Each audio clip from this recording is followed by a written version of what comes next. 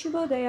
ಇವತ್ತು ನಮ್ಮ ಪಕ್ಷಿಗೂ ಶುಭೋದಯ. ಯಾಕೆ ಅಂದರೆ ಅವಳಿಗೆ ಕುಡಿಯೋಕ್ಕೆ ಅಂತ ನೀರಿಟ್ಟೆ ಆಯಿತಾ. ನಮ್ಮ ಪಿಗು ಏನು ಮಾಡ್ತಾಯಿದ್ದಾಳೆ ಅಂದರೆ ಸ್ನಾನ ಮಾಡಬೇಕಂತೆ. ಬೆಳಗ್ಗೆ ಎದ್ದ ತಕ್ಷಣ ಅವಳು ಹೋಗ್ಬಿಟ್ಟು ಕುಡಿಯೋಕ್ಕಂತ ನೀರಿಟ್ಟರೆ ಅಲ್ಲಿ ಹೋಗ್ಬಿಟ್ಟು ಕ್ಲೀನಾಗಿ ಸ್ನಾನ ಮಾಡ್ತಾಳೆ.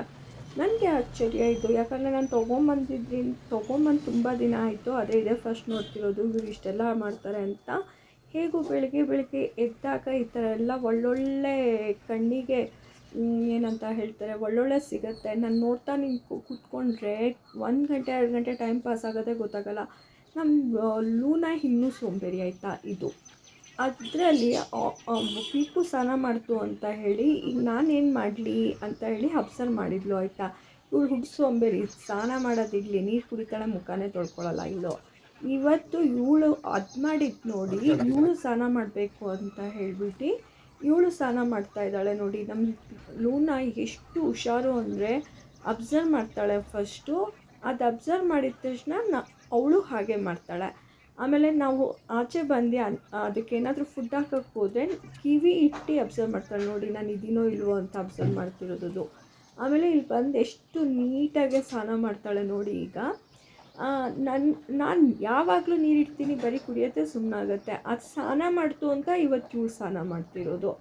ಇಷ್ಟಕ್ಕೊಂದು ನಾಟಕ ಮಾಡ್ತಾರೆ ಅಂದರೆ ಇವರು ನೋಡ್ತಾ ಇದ್ದರೆ ಇಷ್ಟು ತಲೆಯಲ್ಲಿ ಇಷ್ಟೊಂದು ಬುದ್ಧಿ ಹೇಗಿದೆ ಅಂತ ಅನಿಸುತ್ತೆ.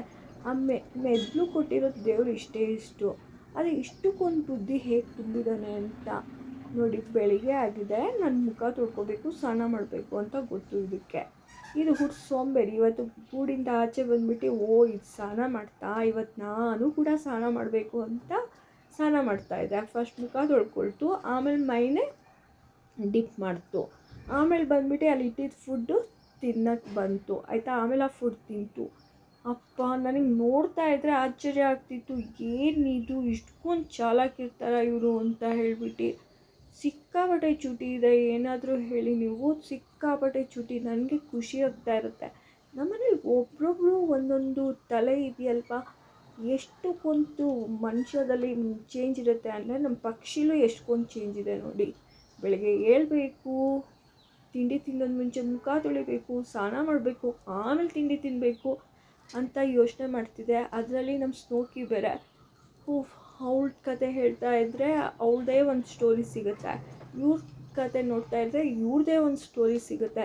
ನಮ್ಮಲ್ಲಿ ಎಲ್ಲ ಟ್ಯಾಲೆಂಟಾಗಿ ಬಿಟ್ಬಿಟ್ಟಿದ್ದಾರೆ, ಏನೇ ಹೇಳಿಬಿಡಿ. ಅಂದರೆ ಇಂಡಿಯಾದಲ್ಲಿ ಇಲ್ಲ ಪ್ರಪಂಚದಲ್ಲಿ ಎಷ್ಟು ಜನ ಇದ್ದಾರೋ ಅಷ್ಟೆಲ್ಲ ಟ್ಯಾಲೆಂಟ್ ನಮ್ಮ ಮನೇಲೇ ಇದೆ. ಏನಂತೀರಾ? ವಾಚ್ ಮಾಡ್ತೀರಿ, ಮತ್ತೆ ಸಿಗೋಣ.